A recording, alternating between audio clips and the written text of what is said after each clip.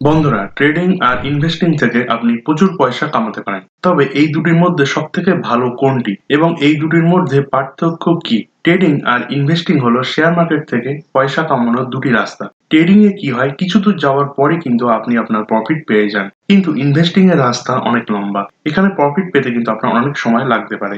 এইখানেই এই দুটির মেন ডিফারেন্স, এবং সেটি হলো কিন্তু টাইম। যেখানে ট্রেডিং এ পয়সা কামানোর জন্য আপনার ১ মাস লাগতে পারে, ১ দিন লাগতে পারে, কিংবা ১ মিনিটও কিন্তু লাগতে পারে। অপরদিকে ইনভেস্টিং এ পয়সা কামানোর জন্য কিন্তু আপনার ১ মাসও লাগতে পারে, ১ বছর লাগতে পারে, আবার ৫ থেকে ১০ বছরও কিন্তু লাগতে পারে। তো এখানেই কিন্তু মূল প্রশ্ন। এখানে হয়তো আপনার মনে হতে পারে যে কম সময়ে যেহেতু ট্রেডিং করে আমরা বেশি পয়সা কামাতে পারছি, সেখানে আমরা ইনভেস্টিং কেন করব? এখানেই কিন্তু মূল বিষয়টি লুকিয়ে আছে ট্রেডিং ও ইনভেস্টিং বিষয়টি বোঝার জন্য। এটিই কিন্তু মূল বিষয় আপনার ইনভেস্টিং জার্নি শুরু করার আগে আপনার জানা কিংবা বোঝা উচিত। একজন মানুষ একই সময় কিন্তু ট্রেডার ও ইনভেস্টর দুটিই কিন্তু হতে পারে। কিন্তু এই দুটি বিষয়ের মধ্যে ফারাক কোথায় সেটি কিন্তু বোঝার পর, তার আগে কিন্তু নয়। আজ আমাদের উদ্দেশ্য ট্রেডিং ও ইনভেস্টিং কি এই বিষয়টি ভালোভাবে বোঝানো, ও এই দুটির মেজর ডিফারেন্স কি সেটিও আপনাদেরকে বুঝিয়ে বলা। এর পাশাপাশি ভিডিওটির শেষে আমরা আপনাদেরকে টিপস দেব, আপনারা ট্রেডিং করবেন না ইনভেস্টিং করবেন। তো সর্বপ্রথম কিন্তু ট্রেডিং ও ইনভেস্টিং এর কনসেপ্ট কি সেটি আমরা বুঝবো। এর জন্য আমরা একটি গল্প আপনাদেরকে বলবো। গল্পটি হলো, ধরুন পল্টু নামে এক ব্যক্তি একটি মোবাইল শপ ওপেন করলো। সে মার্কেট থেকে সস্তা দামে মোবাইল কিনে এনে সে তার দোকানে বেচতে লাগলো, এবং তার থেকে কিছু পার্সেন্টেজ সে কিন্তু লাভ রাখলো। এইভাবেই তার দোকান কিন্তু খুব ভালোভাবেই চলতে থাকলো, এবং কিন্তু তার মার্কেটে একটি ভালো কাস্টমার বেস কিন্তু তৈরি হয়ে গেল। কিন্তু কিছুদিন পর সেম ভাবে পল্টুর দোকানের সামনে আরেকটি সেম মোবাইল শপ ওপেন করলো শ্যাম নামে। সে কি করলো, ওই সেম মোবাইল পল্টুর থেকে আরো সস্তা দামে ১,০০০ টাকা ডিসকাউন্ট এসে বিক্রি করতে থাকলো। এর ফলস্বরূপ কি হলো, যত কাস্টমার পল্টুর ছিল সেই কাস্টমার গুলি কিন্তু সব শ্যামের কাছে শিফট হয়ে গেল।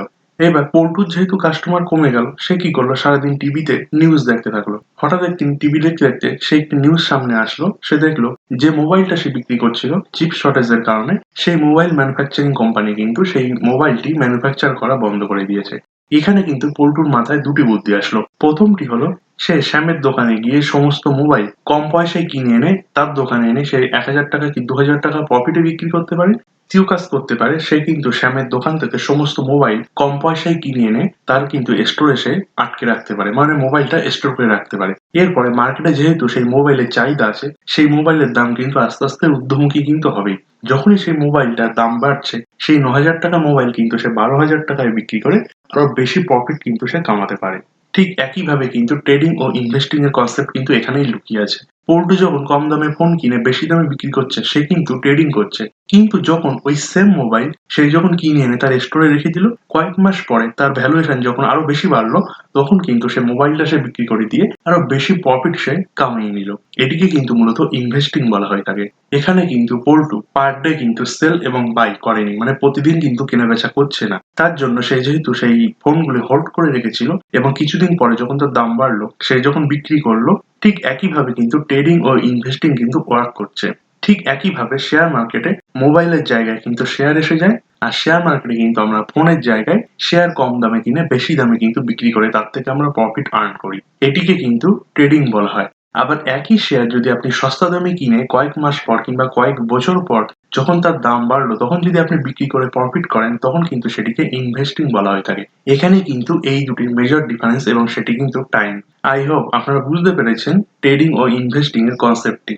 দেখুন, আমরা ইনভেস্টিং এর ক্ষেত্রে কি করি, সর্বপ্রথম ভালো কোনো কোম্পানি আমরা চুজ করে থাকি, এমন কোম্পানি যেটি ফিউচারে খুব ভালো পারফরমেন্স করতে পারে আর খুব ভালো প্রফিট আমাদেরকে আর্ন করে দিতে পারে। এরপরে সেই কোম্পানির উপর ইনভেস্টররা কিন্তু সেই কোম্পানির ফান্ডামেন্টাল অ্যানালিসিস করে থাকে। তারা বোঝার চেষ্টা করে যে কোম্পানিতে আমরা ইনভেস্ট করছি সেটি ইনভেস্ট করে লাইক কিনা। এর পাশাপাশি এই কোম্পানিতে যদি আমি পয়সা লাগাই সেটি বাড়বে না কমবে, এই সমস্ত প্রশ্নের যদি পজিটিভ অ্যান্সার এসে থাকে, সেক্ষেত্রে কিন্তু সেই ইনভেস্টররা সেই কোম্পানিতে কিন্তু পয়সা ইনভেস্ট করে থাকে। এইবার সেই সমস্ত কোম্পানি এই ধরনের ইনভেস্টরের পয়সা নিয়ে তাদের বিজনেস কিন্তু আরো বড় করে তুলতে থাকে। নতুন নতুন ব্রাঞ্চ উদ্বোধন করে, নতুন নতুন এমপ্লয়ি হায়ার করতে থাকে, এবং নতুন নতুন কিন্তু প্রোডাক্ট লঞ্চ করতে থাকে, যার থেকে কিন্তু সে আরো বেশি পরিমাণে প্রফিট কামাতে পারে। এবার যখন সেই কোম্পানি খুব ভালো প্রফিট আর্ন করছে, সেই প্রফিট থেকে ইনভেস্টরদের কিছু কিছু পয়সা দিতে থাকে।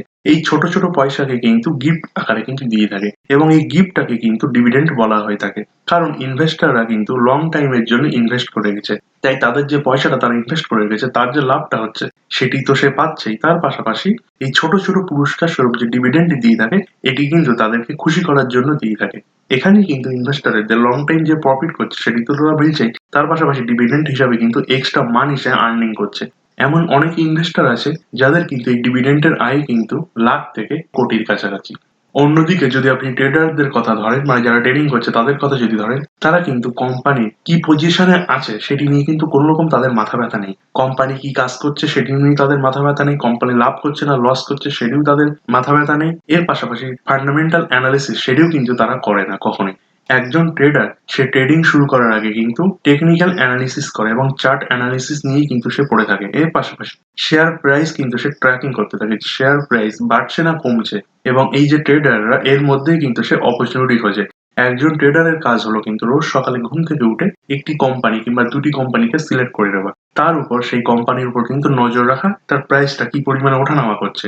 এরপরে ট্রেডাররা যখন চার্ট অ্যানালিসিস করে কিংবা টেকনিক্যাল অ্যানালিসিস করে মনে হয় যে শেয়ার প্রাইস বাড়তে পারে, তখন কিন্তু সেই ট্রেডার সেই শেয়ার কিন্তু কম পয়সায় কিনে বাই করে রাখে। এরপরে যখনই প্রাইস বাড়তে থাকে তখনই কিন্তু সেই শেয়ার সে বিক্রি করে দিয়ে সে কিন্তু তার প্রফিট কামিয়ে নেয়। কিন্তু ইনভেস্টররা কি করছে, শেয়ার কিনে 1-2 বছরের জন্য কিন্তু হোল্ড করে রাখছে, তারপরে কিন্তু সে শেয়ার সেল করছে। তো এর থেকেই কিন্তু আমরা আশা করছি আপনারা বুঝতে পেরেছেন একজন ট্রেডার কিভাবে কাজ করে ও একজন ইনভেস্টররা কিভাবে কাজ করে। এরপরে আমরা ট্রেডিং ও ইনভেস্টিং এর যে ডিফারেন্স গুলি সেগুলি কিন্তু আমরা চার্ট আকারে দেখে নেব। তো ট্রেডিং এবং ইনভেস্টিং এটির ক্ষেত্রে আমরা সর্বপ্রথম কিন্তু টাইমের ডিফারেন্সটা দেখে নেব। তো ট্রেডিং এর ক্ষেত্রে কিন্তু আপনি শর্ট টাইমে প্রচুর পয়সা কামিয়ে নিতে পারেন, কিন্তু অপরদিকে ইনভেস্টিং এর ক্ষেত্রে টাইমটা কিন্তু আপনার লং টাইম কিন্তু লাগতে পারে। কারণ এখানে কিন্তু পয়সা কামাতে গেলে 1-2 মাস কিংবা 1-2 বছরে কিন্তু আপনি আশা করবেন না, সেক্ষেত্রে কিন্তু 5-10 বছর পর্যন্ত কিন্তু আপনার ওয়েট করতে থাকতে হতে পারে একটি লং প্রফিট করার জন্য। রিস্ক, যদি আপনি ট্রেডিং এর ক্ষেত্রে রিস্ক দেখেন সেক্ষেত্রে কিন্তু হাই রিস্ক, এবং ইনভেস্টিং এর ক্ষেত্রে কিন্তু লো রিস্ক। কেন লো রিস্ক? কারণ এখানে কিন্তু আপনি ধরুন যে পয়সাটা আজকে ইনভেস্ট করেছেন, হয়তো সেই তার পরের দিন থেকে হয়তো সেই পয়সাটা ডাউনে আসতে থাকলো, মানে সেই কোম্পানি হয়তো ডাউনে আসতে থাকলো। কিন্তু এক্ষেত্রে যদি আপনি ভালো কোম্পানিতে সেই পয়সাটা ইনভেস্ট করে রাখেন এবং তাদের যদি কোনো রকম ফান্ডামেন্টাল অসুবিধা সেটি যদি না থাকে এবং কোম্পানির যদি কোনো রকম সরকারি চাপ যদি না থেকে থাকে, সেক্ষেত্রে কিন্তু সেই কোম্পানি ভবিষ্যতে কিন্তু গ্রো করবেই, এবং আপনার যে পয়সাটা হয়তো এখন লসে রান করছে কিন্তু ভবিষ্যতে সে কিন্তু প্রফিট এনে দেবে। তাই এক্ষেত্রে কিন্তু রিস্কটা কিন্তু অনেক কম। কিন্তু ট্রেডিং এর ক্ষেত্রে এটি কিন্তু এক প্রকার কিন্তু গ্যাম্বেল বলা হয়। কেন গ্যাম্বেল বলছি? ট্রেডিং এর ক্ষেত্রে আপনার কিন্তু শেয়ার প্রাইস বাড়বে না কমবে এর উপরেই কিন্তু আপনাকে ট্রেডিং করতে হচ্ছে। মানে ধরুন আপনার দুই বন্ধু, আপনারা কিন্তু দুই বন্ধু হেড টেল করে টস করছেন, হেড পড়লে আমি জিতবো, টেল পড়লে তুই জিতবি। তো এটিকে যদি আপনি হেড টেল করেন সেটিকে কিন্তু এক প্রকার গ্যাম্বেল হিসেবে ধরা হয়। ঠিক শেয়ার মার্কেটে কিন্তু ট্রেডিং এর ক্ষেত্রেও কিন্তু এক প্রকার গ্যাম্বেল। কেন গ্যাম্বেল? হয়তো আপনি শেয়ার প্রাইস উঠবে বলে আপনি পয়সা লাগাচ্ছেন, কিন্তু অপরদিকে যে আছে সে কিন্তু শেয়ার প্রাইস ডাউন হবে বলে কিন্তু সে পয়সা লাগাচ্ছে। ধরুন আজকে আপনি যে প্রেডিকশনটা করেছিলেন যে শেয়ার প্রাইস উপরে উঠবে, হয়তো আপনি জিতলেন কিন্তু অপরদিকে কিন্তু একজন হারলো। ঠিক একইভাবে নেক্সট দিন কিন্তু সেটা উল্টেও যেতে পারে। ধরুন আপনি প্রেডিকশন করলেন শেয়ার প্রাইস না আসবে, কিন্তু শেয়ার প্রাইসটা দেখা গেলো উঠে গেল। তাই এক্ষেত্রে কি হচ্ছে, একজনের হারা পয়সায় কিন্তু আপনি একজন পাচ্ছেন, কিন্তু এর মধ্যে সরকার কিংবা কোম্পানি কিন্তু যে ব্রোকাররা আছে তাদের কিন্তু কোনো রকম লস হচ্ছে না। কারণ যখনই আপনি ট্রেডিং করছেন এক্ষেত্রে কিন্তু যে ট্যাক্স গুলি মানে জিএসটি কিংবা যেসব ফিস গুলি নেয় সেগুলি কিন্তু সরকার ট্যাক্স স্বরূপ কিন্তু সে তার হিস্সা নিয়ে চলে যাচ্ছে, এবং কোম্পানি যে ব্রোকার গুলির মাধ্যমে আপনি ট্রেডিং করছে তাদের কিন্তু তাদের হিস্সা নিয়ে চলে যাচ্ছে। এই ক্ষেত্রে আপনি লাভ করেন কিংবা লস করেন তাদের কিন্তু কোনো রকম ফারাক পড়ছে না। তাই এই ক্ষেত্রে ট্রেডিং এর ক্ষেত্রে কিন্তু হাই রিস্ক হিসাবে কিন্তু আমরা ধরে থাকি। এর পরের পয়েন্ট আমরা দেখবো ইনফরমেশন। ইনফরমেশনের ক্ষেত্রে কিন্তু ট্রেডিং এর ক্ষেত্রে আপনার টেকনিক্যাল অ্যানালিসিস এর কিন্তু প্রয়োজন হয়। এক্ষেত্রে কোম্পানি কি পজিশন আছে, কোম্পানি কিরকম পারফর্ম করতে পারে এটি নিয়ে কিন্তু আপনার ভাবার বিন্দুমাত্র কিন্তু প্রয়োজন নেই। কিন্তু ইনভেস্টিং এর ক্ষেত্রে কিন্তু আপনার ফান্ডামেন্টাল অ্যানালিসিস করাটা কিন্তু অতি অবশ্যই প্রয়োজন।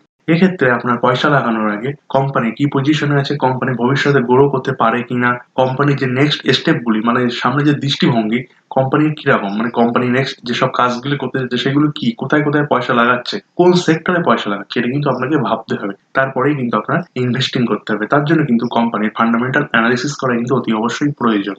এর পরের পয়েন্ট স্ট্রেস। ট্রেডিং এর ক্ষেত্রে কিন্তু হাই স্ট্রেস এবং ইনভেস্টিং এর ক্ষেত্রে কিন্তু লো স্ট্রেস। এখানে আমরা কেন হাই স্ট্রেস বললাম ট্রেডিং এর ক্ষেত্রে? কারণ ধরুন আপনি ট্রেডিং করছেন, আপনি কিন্তু সারাদিন একটি চিন্তামগ্ন থাকবেন যে আজকে মার্কেট কিরকম আপস করবে কিংবা ডাউন করবে কিনা, আমি যে পয়সাটা এই মুহূর্তে লাগিয়ে রেখেছি সেটা দিনের শেষে কি পজিশনে আসবে, মানে সারাদিন কিন্তু আপনার একটি টেনশন কাজ করতে থাকবে।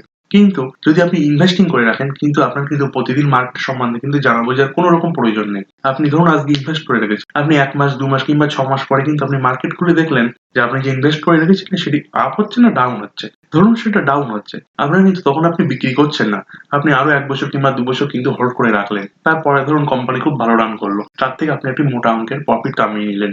তার জন্য যারা ইনভেস্টর তাদের ক্ষেত্রে কিন্তু এই চিন্তাটা কিন্তু সারাদিন থাকে না। কিন্তু যারা ট্রেডিং করছে তারা তো প্রতিদিনই এই মার্কেটে পয়সাটা খেলাচ্ছে, সুতরাং তাদের কিন্তু সারাদিন কিন্তু একটি প্রচুর পরিমাণে চাপের মধ্যে থাকতে হয়। তো স্ট্রেসের ক্ষেত্রে কিন্তু ট্রেডিং এর ক্ষেত্রে কিন্তু হাই স্ট্রেস। মোর মানি মানে কে সব থেকে বেশি টাকা কামিয়ে দিতে পারে, ট্রেডিং না ইনভেস্টিং? দেখুন বন্ধুরা, এই দুটি ক্ষেত্রেই কিন্তু বলা খুব মুশকিল, কারণ যদি আপনি এক্সপিরিয়েন্স আওলা লোক হন, মানে আপনার যদি এক্সপিরিয়েন্স থেকে থাকে শেয়ার মার্কেট সম্বন্ধে, আপনি কিন্তু এই দুটি বিষয় থেকেই কিন্তু পয়সা কামাতে পারেন। ট্রেডিং এর ক্ষেত্রে অনেকে দেখা গিয়েছে খুব ভালো ভালো ট্রেডাররা প্রচুর পরিমাণে পয়সা কামিয়েছে, কিন্তু এক সময় না এক সময় তারা কিন্তু এই ট্রেডিং করেই কিন্তু হার মেনেছে। কিন্তু যারা ইনভেস্টিং করছে তাদের কিন্তু দেখা যায় যে শতকরা 70 থেকে 75% মানুষ কিন্তু দিনের শেষে কিন্তু লাভই করে থাকে। লং টাইমে যদি পয়সা ইনভেস্ট করে রাখতে চান, সেক্ষেত্রে কিন্তু ইনভেস্টিংই কিন্তু আপনার জন্য বেস্ট। কারণ আপনি কিন্তু ট্রেডিং করে কিন্তু খুব বেশি পয়সা কামাতে পারবেন না। হয়তো আপনি ট্রেডিং করে 500 কিংবা 1000 টাকা দিয়ে ট্রেডিং করে কিন্তু আপনি 5-10 হাজার টাকা কিন্তু কামাতে পারেন। অপরদিকে আপনি কিন্তু 5-10 হাজার টাকা ইনভেস্টিং করে কিন্তু আপনি 5-10 লাখ টাকা কখনোই কামাতে পারবেন না। কারণ ইনভেস্টিং এর ক্ষেত্রে কিন্তু আপনি একটি মোটা অঙ্কের মানির কিন্তু প্রয়োজন হবে। এখানে কিন্তু ছোটখাটো 500 কি 1000 টাকা লাগিয়ে আপনি কিন্তু খুব একটি বেশি লাভবান হবেন না। তাই ইনভেস্টিং এর ক্ষেত্রে কিন্তু আপনার বেশি পয়সার প্রয়োজন হবে। সেই বেশি পয়সাটাই কিন্তু আপনাকে আরো বেশি পয়সা কামিয়ে দিতে সাহায্য করবে। এবং ট্রেডিং এর ক্ষেত্রে কিন্তু আপনি কম পয়সা থেকে শুরু করে হয়তো 10 কি 20 হাজার টাকা আপনি কামালেন, আবার এমনই দিন আসবে সেই 10-20 হাজার টাকা কিন্তু আপনি একদিনে কিন্তু হেরেও যেতে পারেন। যদি আপনি বেশি পয়সা যদি আপনি এখানে ইনভেস্ট করতে পারেন, সেক্ষেত্রে কিন্তু ইনভেস্টিং কিন্তু আপনার জন্য বেস্ট অপশন। চার্জেস ট্রেডিং এর ক্ষেত্রে কিন্তু বেশি পরিমাণে হাই চার্জেস কিন্তু লেগে থাকে, এবং ইনভেস্টিং এর ক্ষেত্রে কিন্তু লো চার্জেস লেগে থাকে। ট্রেডিং এর ক্ষেত্রে কেন হাই চার্জেস লেগে থাকে? আপনি কিন্তু সারা দিনের মধ্যে কিংবা সারা বছরের মধ্যে কিন্তু প্রচুর পরিমাণে ট্রানজাকশন করছেন, প্রচুর পরিমাণে কিন্তু বাই এবং সেল করছেন। তার জন্য কিন্তু এখানে সারা বছর যদি আপনি অ্যাজাম্পশন ক্যালকুলেশন করেন, সেক্ষেত্রে দেখবেন কিন্তু ট্রেডিং এ কিন্তু আপনার বেশি পরিমাণে চার্জ দিতে হচ্ছে। ইনভেস্টিং এর ক্ষেত্রে কি হয়, ধরুন আপনি আজকে একটা মোটা অঙ্কের টাকা শেয়ারে ইনভেস্ট করলেন, সেটা কিন্তু আপনি 5 বছর কি 10 বছর পরে তুললেন। তার জন্য কিন্তু আপনার বাই সেলটা কিন্তু হচ্ছে না বলতে গেলেই চলে। এই জন্য ইনভেস্টিং এর ক্ষেত্রে কিন্তু চার্জেস খুবই কম। নেক্সট পয়েন্ট, লার্নিং মানে আপনি ট্রেডিং তাড়াতাড়ি শিখতে পারবেন না ইনভেস্টিং তাড়াতাড়ি শিখতে পারবেন? দেখুন বন্ধুরা, এই প্রশ্নের উত্তর কিন্তু খুবই কঠিন, কারণ ট্রেডিং এর ক্ষেত্রে যারা কিন্তু পয়সা কামাচ্ছে এই মুহূর্তে, তারা কিন্তু প্রচুর পরিমাণে এক্সপিরিয়েন্স লোক, এবং তারা কিন্তু অনেক দিন ধরে ট্রেডিং করছে। তার জন্য কিন্তু তারা এখান থেকে পয়সা কামাতে পারছে। আপনি যদি এখানে সামান্য কিছু শিখে যদি ট্রেডিং করা শুরু করেন, সেক্ষেত্রে কিন্তু দেখা গিয়েছে যে 90 দিনের মধ্যে কিন্তু আপনার 90% পয়সা কিন্তু এখানে আপনি ডুবিয়ে দিতে পারেন। কিন্তু ইনভেস্টিং এর ক্ষেত্রে কি হয়, ধরুন আপনি 500 টাকা নিয়ে ইনভেস্টিং শুরু করেছেন, হয়তো সেই পয়সাটা খুব খারাপ কোম্পানিতে আপনি ইনভেস্ট করেছেন, হলেও সেই পয়সাটা কিন্তু পুরোপুরি আপনার জিরোতে আসবে না। হয়তো আপনার 500 টাকার জায়গায় হয়তো আপনি 1 বছর কি 2 বছর পরে হয়তো আপনি 400 টাকা ফেরত পেলেন, কিন্তু সেই পয়সাটা কিন্তু কখনোই পুরোপুরি ডুবে যাবে না। শিক্ষার দিক থেকে কিন্তু ট্রেডিং শেখা কিন্তু ইনভেস্টিং এর থেকে অনেক কঠিন। ব্রোকারেজ চার্জেস মানে কি পরিমাণে চার্জেস ট্রেডিং কিংবা ইনভেস্টিং করতে গেলে কিন্তু আপনার দিতে হচ্ছে। তো ট্রেডিং এর ক্ষেত্রে ব্রোকারেজ চার্জ কিন্তু 0.03% থেকে ম্যাক্সিমাম আপনার 20 টাকা পার ট্রানজাকশনে কিন্তু আপনার কাছ থেকে চার্জ করে থাকবে ব্রোকাররা। ইনভেস্টিং এর ক্ষেত্রেও কিন্তু সেম একই 0.03% থেকে ম্যাক্সিমাম 20 টাকা পার ট্রানজাকশনের উপরে কিন্তু আপনাকে দিতে হচ্ছে। গভর্নমেন্ট ট্যাক্স আপনার কি পরিমাণে দিতে হতে পারে ট্রেডিং এবং ইনভেস্টিং এর ক্ষেত্রে? তো ট্রেডিং এর ক্ষেত্রে কিন্তু আপনার 28% ট্যাক্স কিন্তু দিতে হতে পারে, এবং ইনভেস্টিং এর ক্ষেত্রে কিন্তু 20% কিন্তু ট্যাক্স আপনাকে দিতে হতে পারে। এর পরের পয়েন্ট কিন্তু মিনিমাম মানি রিকোয়ারমেন্ট। ট্রেডিং কিংবা ইনভেস্টিং শুরু করার আগে আপনার কত পরিমাণে পয়সা এখানে নিয়ে আসতে হতে পারে? ট্রেডিং কিংবা ইনভেস্টিং এই দুটি কিন্তু আপনি 100 থেকে 500 টাকার মধ্যে কিন্তু আপনি শুরু করতে পারেন। এইসব কম্পারিজন থেকে আমরা বেরিয়ে যাই, এবং লাস্ট এবং ফাইনাল কোশ্চেন সেটি হলো, আপনি ট্রেডিং করবেন না ইনভেস্টিং করবেন? ভিডিওটির কিন্তু শুরুতে আমরা বলেছিলাম যে ভিডিওটি শেষে আমরা বলব আপনার ক্ষেত্রে কোনটি বেস্ট, মানে আপনি ট্রেডিং করবেন না ইনভেস্টিং করবেন। এক্ষেত্রে আমাদের সাজেশন থাকবে, আপনি যদি শেয়ার মার্কেটে সবে নতুন হয়ে থাকেন, মানে বিগিনার লেভেলে হয়ে থাকেন, সবে নতুন মার্কেট শিখছেন, সেক্ষেত্রে কিন্তু আপনি কোনোদিন ট্রেডিং শুরু করবেন না। এক্ষেত্রে কিন্তু আপনি ইনভেস্টিং শুরু করতে পারেন, কিংবা ডেলিভারিতে শেয়ার কিনে আপনি হোল্ড করে রাখতে পারেন, তারপরে যখন মার্কেট আপ হচ্ছে তারপরে কিন্তু আপনি বিক্রি করে তার থেকে প্রফিট কামাতে পারেন। শুরুতে যদি আপনি ট্রেডিং শুরু করেন, সেক্ষেত্রে কিন্তু কখনোই কিন্তু আপনি লাভবান হবেন না। ধরুন আপনি মনে করছেন 500 কি 1000 টাকা লাগিয়ে আপনি 10,000 টাকা করবেন, 10,000 টাকা লাগিয়ে আপনি 1,00,000 টাকা করবেন এবং 1,00,000 টাকা লাগিয়ে আপনি 1,00,00,000 টাকা করবেন। সেটা কিন্তু কখনোই সম্ভব না। আপনি হয়তো 1,000 টাকা লাগিয়ে 10,000 টাকা করলেন, কিন্তু সেটা কিন্তু খুব তাড়াতাড়ি আপনি আবার সেই 10,000 টাকাটা কিন্তু আপনি 100 টাকায় পরিণত করতে পারেন। তখন কিন্তু আপনি ডিমোটিভেট হয়ে যাবেন। তখন কিন্তু আর আপনার যে ইচ্ছা শক্তি সেটি কিন্তু আর থাকবে না শেয়ার মার্কেটের প্রতি। তাই শুরুতে কখনোই কিন্তু আপনি ট্রেডিং করবেন না। শুরুতে কিন্তু আপনি ১ম এ আস্তে, আস্তে ইনভেস্ট করুন এবং শেয়ার মার্কেট সম্বন্ধে জানুন। ডেলিভারিতে শেয়ার করুন এবং আস্তে, আস্তে সেটি বিক্রি করতে থাকুন। এইভাবে যখন আপনার আস্তে, আস্তে এক্সপেরিয়েন্স হয়ে যাবে, তখন কিন্তু আপনি ট্রেডিং শুরু করতে পারেন। যদি আপনি স্যালারিড পারসন হন, মানে যদি আপনি কোন রকম চাকরি-বাকরি করেন এবং আপনার পয়সাটা আপনি আরো গ্রোথ করাতে চাইছেন, সেক্ষেত্রে কিন্তু আপনি চোখ বুজিয়ে ইনভেস্টিং করতে পারেন। সেক্ষেত্রে কিন্তু আপনার ট্রেডিং করার বিন্দুমাত্র প্রয়োজন নেই এবং এই বিষয়টা নিয়ে কিন্তু আপনার ভাবারও প্রয়োজন নেই। এবং সর্বশেষ আমাদের একটি উক্তি থাকবে, ট্রেডিং করুন আর ইনভেস্টিং করুন, যাই করুন না কেন, আপনি কিন্তু কষ্টোপার্জিত পয়সা, যেটি আপনি কষ্ট করে আয় করেছেন, কিংবা যে পয়সাটা আপনার এক্সেসিভ ইনকাম, মানে যে পয়সাটা কিন্তু আপনার এই মুহূর্তে লাগছে না, আপনার এক্সট্রা আয়, সেই পয়সাটাই কিন্তু আপনি শেয়ার মার্কেটে ইনভেস্ট করবেন। ধরুন আপনার ইমার্জেন্সি পয়সা, মানে ইমার্জেন্সি ফান্ড আপনি শেয়ার মার্কেটে লাগিয়ে দিলেন, তারপরে ধরুন এখানে কোন রকম আটকে গেল পয়সাটা, তখন কিন্তু আপনি জীবনের একটি সমস্যার সম্মুখীন কিন্তু হয়ে যাবেন। তাই আমরা এখানে সবসময় সাজেশন করব, আপনি যখন নিজে আয় করতে শিখবেন, তখনই কিন্তু আপনি শেয়ার মার্কেটে ইচ্ছা করলে আসতে পারেন, তার আগে কিন্তু নয়। এবং সর্বশেষ সাজেশন, যখন আপনি নতুন শেয়ার মার্কেটে আসছেন, মানে আপনি বিগিনার, আপনি এমনই অ্যাপস চুজ করবেন যে অ্যাপসগুলি কিন্তু আপনার প্ল্যাটফর্ম ফি কিংবা অন্যান্য যেসব মেইনটেন্যান্স চার্জ সেগুলি কিন্তু নিচ্ছে না, এবং যার ইন্টারফেসটা কিন্তু খুবই সোজা। কিন্তু তাই বলে যে সাইট কিন্তু সবসময় ক্র্যাশ করছে, মানে আপনার পয়সাই আটকে যাচ্ছে, সেরকম সাইট কিন্তু আপনারা চুজ করবেন না। তাহলে আশা করছি আপনাদেরকে ট্রেডিং এবং ইনভেস্টিং সম্বন্ধে আপনাদের একটু হলেও নলেজ দিতে পেরেছি। যদি ভিডিওটি ভালো লেগে থাকে তাহলে অতি অবশ্যই আমাদের চ্যানেলটি সাবস্ক্রাইব করবেন, পাশে থাকা বেল আইকনটি অন করে দেবেন।